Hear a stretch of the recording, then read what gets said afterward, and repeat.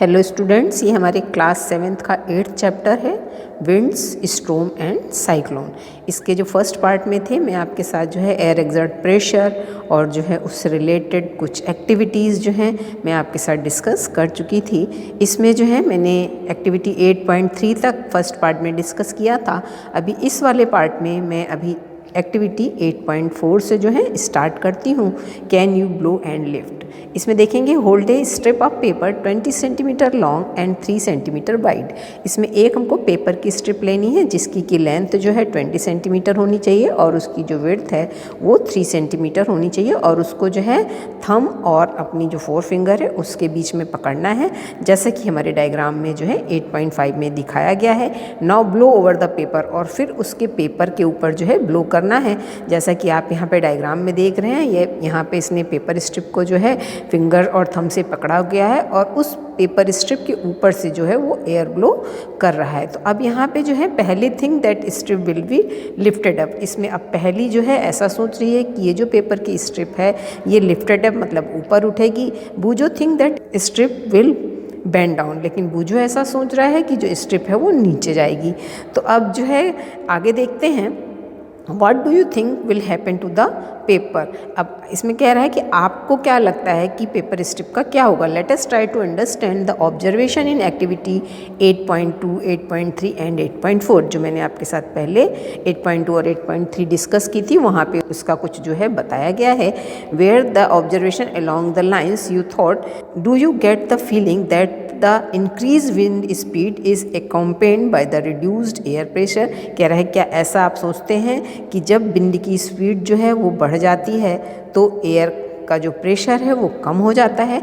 When we blow into the mouth of the bottle। अब जैसे कि एक्टिविटी 8.2 में जो यहाँ पे आप देख रहे हैं ऊपर वाले डायग्राम में, जैसा कि मैंने अपने पहले वाले पार्ट में इस वाले डायग्राम में दिखाया गया था कि एक बॉटल में जो है पेपर को जो है थोड़ा सा मोड़ के यहाँ पे इसके मुंह के जस्ट पास में रखा गया है और इसके पास वो जो है ब्लो कर रहा है। तो अब इसमें यहाँ पे इसी में बताया गया है कि अब इसका क्या होता है।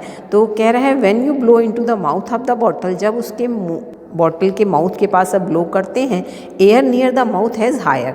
तो जिस समय ब्लो आप करते हैं air near the mouth has higher speed, तो उस समय जो बॉटल के जो माउथ के पास जो एयर की जो स्पीड होती है वो बहुत ज़्यादा हो जाती है। This decreases the pressure there, और इसके कारण जो उस बॉटल के माउथ के पास जो प्रेशर होता है वो कम हो जाता है। The air pressure inside the bottle is higher, और उसी समय जो बॉटल के अंदर का प्रेशर होता है वो जो है ज़्यादा होता है देन नियर द माउथ, मुंह के प्रेशर से। The air inside the bottle pushes the ball out. इस ऐसा होने से जो एयर इनसाइड बॉटल में है उसका प्रेशर ज़्यादा होने से वो बाहर की तरफ उसको पुश करती है, पुशेस द बॉल आउट, जिससे कि बॉल जो है अंदर नहीं जाती है, वो बाहर की तरफ आती है। और एक्टिविटी 8.3 में हमने देखा था you saw that when you blow between the balloon, जब आप दो बैलून के बीच में ब्लो करते हैं, they moved towards each other. तो जब हम दो बैलून के बीच में ब्लो करते हैं तो वो क्या होते हैं, टूवर्ड्स द ईच अदर, वो एक दूसरे के पास आते हैं। हाउ कुड दिस हैपन, ऐसा क्यों होता है। ऐसा मैंने आपको पहले वाले पार्ट में जब बनाया था तब भी बताया था। This could happen if the pressure of the air between the balloon words someone reduce. तो दो बैलून के बीच का जो एयर प्रेशर है वो कुछ जो है कम हो जाता है। The pressure outside the balloon would then push them toward each other, और जो बैलून के बाहर का प्रेशर है वो ज़्यादा होने के कारण वो बैलून को अंदर की तरफ पुश करता है, जिसके कारण कि दोनों बैलून जो हैं वो पास पास आ जाते हैं। अब एक्टिविटी 8.4 जो अभी स्ट्रिप वाली मैंने आपके साथ डिस्कस की है उसमें क्या है, in activity 8.4 you saw that when you blow over the paper strip, जब आप पेपर स्ट्रिप के ऊपर जो है ब्लो करते हैं, हवा ब्लो करते हैं, इट वेंट अपवर्ड। तो पेपर स्ट्रिप क्या होती है, ऊपर की तरफ जाती है। Again this could happen if blowing over the paper reduce the air pressure above the strip. ऐसा इसलिए होता है कि जब हम पेपर की स्ट्रिप के ऊपर ब्लो करते हैं तो उसका जो प्रेशर है एयर का वो रिड्यूस हो जाता है और उसके जो पेपर की स्ट्रिप के जो बाहर का नीचे का प्रेशर वो ज़्यादा होने के कारण जो है पेपर की स्ट्रिप जो है वो अपवर्ड मतलब ऊपर की तरफ जाती है। तो इससे हम देखते हैं we saw that the increase wind speed indeed accompanied by the reduce air pressure. हम ऐसा देखते हैं कि जब विंड की स्पीड जो है बढ़ जाती है तो क्या होता है, एयर का प्रेशर जो है रिड्यूस्ड हो जाता है। तो यहाँ इन सभी एक्टिविटी में हमने ऐसा देखा। Can you imagine what would happen if high speed wind blow over the roof of the building. जब हाई स्पीड की विंड जो है बिल्डिंग वगैरह के ऊपर चलती है तब क्या होता है, if the roof were weak, जो छतें हैं अगर वो कमज़ोर होती हैं, they could be lifted and blown away, तो वो जो है ऊपर से उखड़ जाती हैं और जो है ऊपर की तरफ जो है उड़ जाती हैं।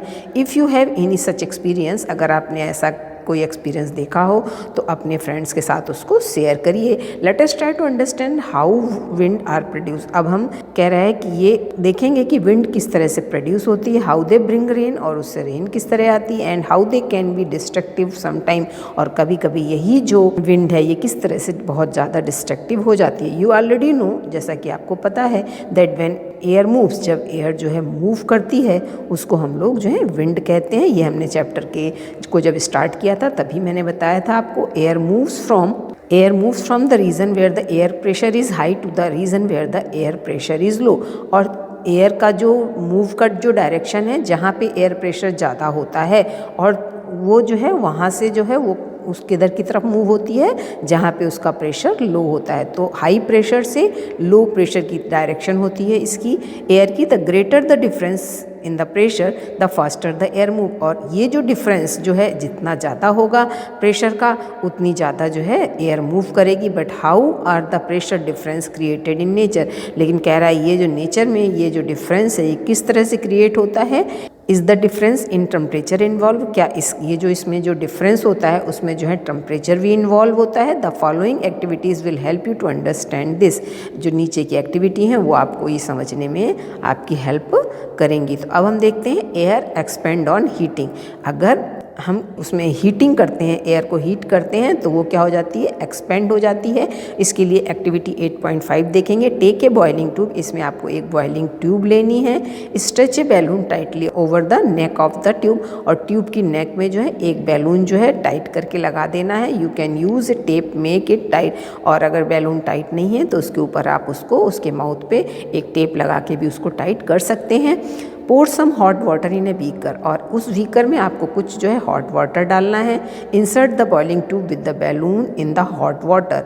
और कह रहा है इंसर्ट द बॉइलिंग ट्यूब। और ये जो बॉइलिंग ट्यूब है विद द बैलून, जिसमें कि बैलून लगा हुआ है, उसको हमें हॉट वाटर में रखना है। Observe for 2-3 minutes for any change. और उसको 2-3 मिनट तक देखना है कि क्या उसमें कोई चेंज होता है। In the shape of the balloon, balloon के शेप में। Take the tube out. फिर उसको जो है ट्यूब को बाहर निकाल लेंगे। Let it cool down. फिर उसको ठंडा करेंगे to the room temperature, room temperature तक। Take some ice water. और फिर क्या करेंगे, कुछ आइस वाटर लेंगे इन अनदर बीकर, किसी दूसरे बीकर में जो है अब जो है आइस कोल्ड वाटर लेंगे। पहले हमने हॉट वाटर लिया था। And place the test tube with the balloon in cold water. और इस बार जो है उस टेस्ट ट्यूब को हम इस वाले कोल्ड वाटर में 2-3 मिनट्स तक रखेंगे। Observe the change in the shape of the balloon. और अब उसके बैलून के शेप में क्या चेंज आता है उसको देखेंगे।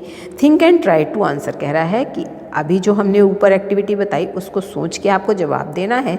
व्हाट मेक्स द, जैसा कि आप यहाँ पे इस डायग्राम में देख रहे हैं फिगर 8.6 में, the shape of the balloon in hot and cold water. तो जैसा कि पहले हमने बताया यहाँ पे क्या है, balloon tied over the neck of the boiling tube. यहाँ पे ये वाली जो है ये बॉइलिंग ट्यूब है और ये जो है बैलून लिया हुआ है और ये हमारा बीकर है। तो क्या करना है कि ये जो हमारी बॉइलिंग ट्यूब है, ये वाली जो बॉइलिंग ट्यूब है इसके ऊपर यहाँ पे बैलून लगा दिया गया है और जो है इसको क्या करा गया है, इसमें बीकर में रखा गया है। Boiling tube emerge in hot water. फिर बॉइलिंग ट्यूब को हॉट वाटर में रखा है और हॉट वाटर में रखा है। इसके बाद देखेंगे बॉइलिंग ट्यूब इमर्ज इन आइस कोल्ड वाटर और उसके बाद जो है इस बॉइलिंग ट्यूब को एकदम आइस कोल्ड वाटर में रख देना है। तो यहाँ पे ये इसका एक्टिविटी का डायग्राम है। अब आगे देखेंगे, think and try to answer. ये सोच के जवाब देने हैं कि जब बॉइलिंग ट्यूब को जो है हॉट वाटर में रखते हैं तो क्या होता है। Why is the same values deflated when the tube is kept in cold water. और वही बैलून जो कि हॉट वाटर में रखा था उस समय वो जो है फूल जाता है। जब उसी बैलून को हम कोल्ड वाटर में रखते हैं तो वो जो है सिकुड़ जाता है। Can you infer from the first observation that air expand on heating. तो इससे ये पता चलता है जो है कि एयर जो है अगर उसको हम गर्म करते हैं तो वो एक्सपेंड हो जाती है। Can you now state what happened to the air in the balloon. Balloon के अंदर जो एयर एयर है उसका क्या होता है जब हम बॉइलिंग ट्यूब को जो है कूल डाउन करते हैं। तो यहाँ पे कुछ क्वेश्चन पूछे गए हैं। अब आगे देखेंगे। The next activity is very interesting, this will make you understand more about hot air. अब नेक्स्ट एक्टिविटी में भी आपको हॉट एयर के बारे में बताया गया। उसके पहले अभी जो हमने ये वाली एक्टिविटी बताई है उसको हम आपको समझा देते हैं कि इसमें क्या किया गया है। ये जो बॉइलिंग ट्यूब है उसके ऊपर बैलून लगाया गया है और उसको बीकर में रखा गया है। यहाँ पे इसको जो है हॉट वाटर में रखा गया। हॉट वाटर में रखने से इसको हीट मिलती है, जिससे कि टेस्ट ट्यूब के जो बॉइलिंग ट्यूब के अंदर की जो एयर है वो एक्सपेंड हो जाती है और एयर एक्सपेंड होने से जो बैलून है हमारा वो जो है इन्फ्लेटेड मतलब फूल जाता है। और इसी टेस्ट ट्यूब को जो बाहर निकाल कर जो हम इसको जो है जब आइस कोल्ड वाटर में रख देते हैं, जैसा कि इस डायग्राम में आपको दिखाया गया है, तो इसकी जो टेस्ट ट्यूब के जो ये बैलून जो है पहले इन्फ्लेटेड था, अब क्या हो जाता है वो थोड़ा सा सिकुड़ जाता है, क्योंकि अब जो हमारी एयर एक्सपेंड हुई थी वो वापस जो है अपने पहले वाली कंडीशन में आ जाती है और बैलून जो है अब फूला हुआ नहीं रहता है। तो अब हम आगे देखेंगे। आगे वाली एक्टिविटी हमारी 8.6 में क्या दिखाया गया है, कह रहा है टेक 2 पेपर बैग। इसमें हमको क्या करना है, इस एक्टिविटी के लिए पेपर के 2 बैग लेने हैं, एम्प्टी पेपर कप, या फिर अगर पेपर बैग नहीं है तो हम जो पेपर के कप आते हैं सेम साइज के वो ले लेंगे। हैंग द 2 बैग्स, जैसा कि यहाँ पे आप देख रहे हैं पेपर के 2 बैग लिए गए हैं और उसको जो है हैंग किया गया है। The inverted position on the 2 ends of a metal और वुडन स्टिक, जैसे कि यहाँ पे आप देख रहे हैं कि 2 जो है पेपर के बैग को लिया गया है और यहाँ पे जो है किसी स्टिक से, मेटेलिक स्टिक से टांग दिया गया और बिल्कुल जैसे बैलेंस होता है उस तरह से बीच में यहाँ पे इसको जो है यहाँ से टांगा गया है। फिर आगे देखेंगे। Tie a piece of thread in the middle. अब इसके बीच में जैसा भी हमने दिखाया एक थ्रेड लगा देंगे।